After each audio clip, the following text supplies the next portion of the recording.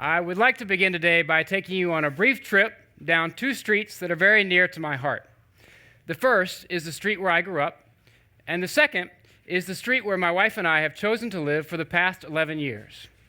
Now, you may, just in looking at these two pictures, be able to tell that there are some contrasts between the neighborhood where I grew up and the neighborhood where I now live. The neighborhood where I grew up would be largely considered a very healthy community. Folks made moderate to higher levels of income, and it was relatively low crime. The neighborhood where I live now actually has more children living below the poverty line than any other neighborhood in our state.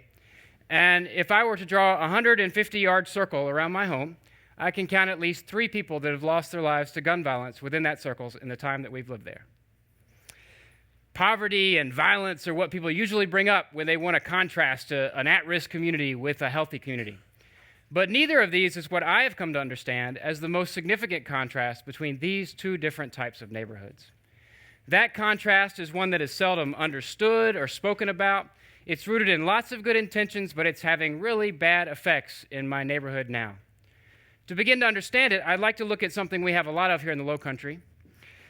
The direction in which a river flows defines the ecology and landscape around that river, right?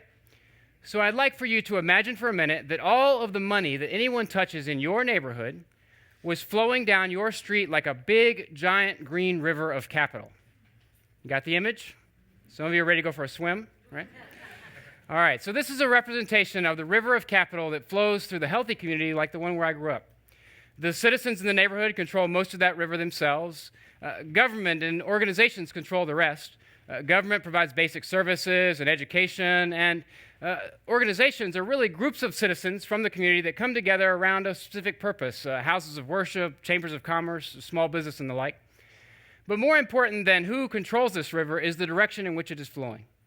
Because with a fair amount of relentlessness, the citizens and the organizations in this community direct the flow of capital towards personal and community strengths and opportunity creation.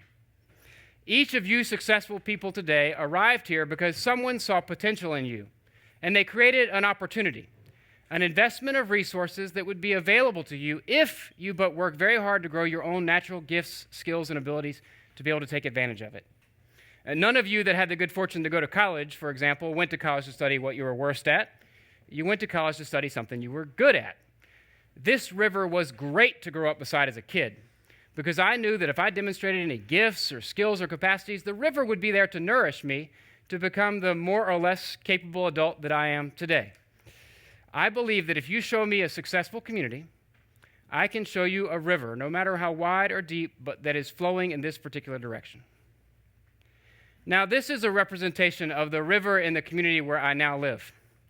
The citizens in my neighborhood control very little of the river of capital flowing in my community. They don't get paid well. The government and agencies control the vast majority of it. The government provides basic services and education like they do in healthy communities, but they also provide additional social services and policing, the kinds of things you hear about in urban neighborhoods. And then there are the agencies, which in contrast to the organizations in more healthy communities are not stewarded by the residents of the community themselves, but generally by well-heeled and well-connected outsiders who have the very best of intentions to do something well for people living in the neighborhood. And although the citizens would love to direct the flow of capital towards strengths like people do in other neighborhoods, they just don't have enough control over it to do so. But the government and the agencies are directing the flow of capital, by and large, in a very different direction. To get into the flow of capital of my current community, the government and the agencies say, you need to have a very bad day. We are here to help, and you are deficient, so simply prove to us your deficiencies, and you might receive some measure of our charity. This creates a major flow of capital strictly built around problems in an already under-resourced neighborhood. I know 2 young women that have grown up beside this river, both of whom have worked very hard to grow their considerable artistic abilities. They're now graduating high school. Both of them have gotten into a very prestigious College of Art and Design. Neither of them is aware of whether they're going to be able to attend or not, because there is no river of capital in my neighborhood that nourishes these kinds of things.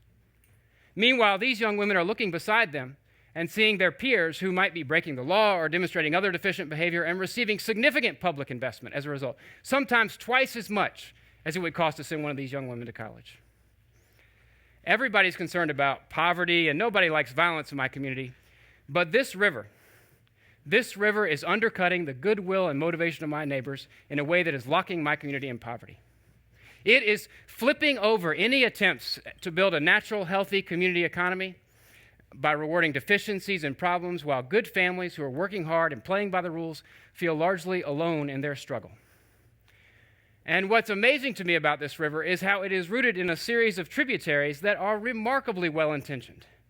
They begin with the typical helping process, which starts out with very good intentions, sees lots of problems, and understands that in our society, to solve a problem, you're going to need money and influence, right? So they go about getting some wealthy and powerful people together.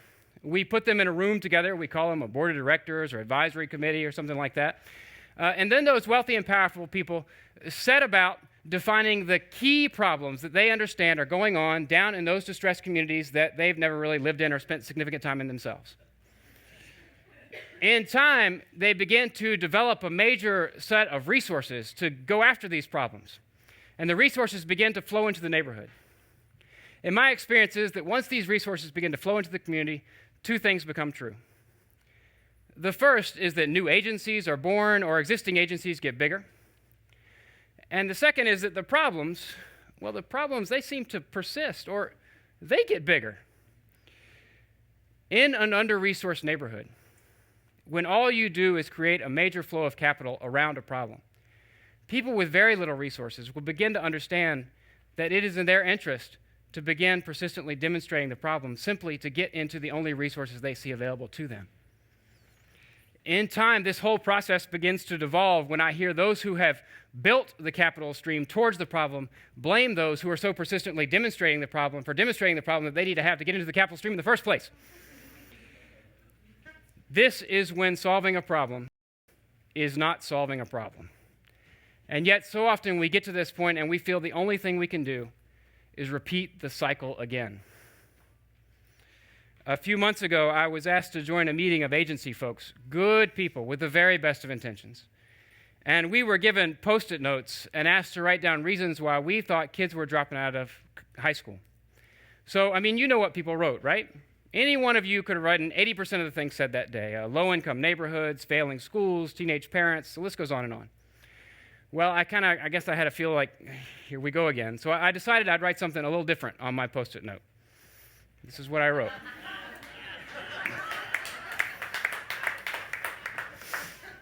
I didn't know they were going to start reading them aloud, but they did. So I had to explain myself. I wasn't just trying to be a jerk. The surprise to me in living in my neighborhood actually is not that kids are dropping out of high school. That seems a very normal course of events for the way we've structured things in my neighborhood, where we stack the deck for those young people. The surprise to me is that many young people are not dropping out of high school in my neighborhood. In fact, there are some that are doing quite well. So while it might be worthwhile on occasion to get us agencies in the room together and ask what's going wrong, would it not be worth a little bit of our time, energy, and resources to get those families in a room together and say, what are you doing right? And how can we begin to invest in it, to grow it?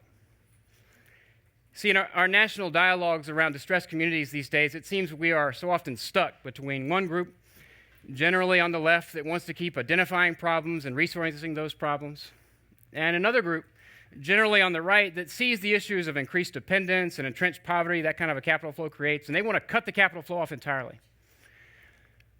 As usual, the best solutions make everybody mad, because the solution is neither of these.